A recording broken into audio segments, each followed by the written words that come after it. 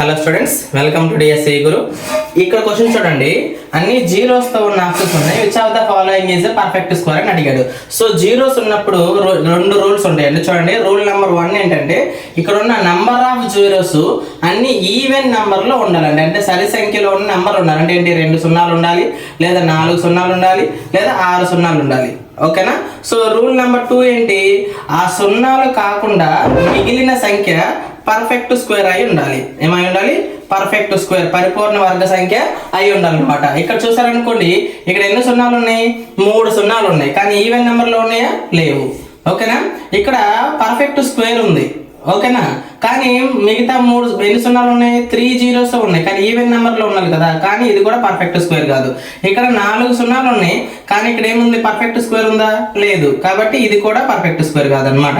So ఇప్పుడు మనకు answer ఏమవుతుంది? ఇక్కడ పర్ఫెక్ట్ స్క్వేర్ ఉంది, ఇక్కడ ఈవెన్ నెంబర్ లో ఉన్న జీరోస్ కలిగి ఉన్నాయి. సో మనకు ఆన్సర్ డి అనమాట. సో వీటిల్లో ఇక్కడ ఉన్న వాటిలో చూసుకుని ఏది పర్ఫెక్ట్ స్క్వేర్ ఆన్సర్ చేయండి.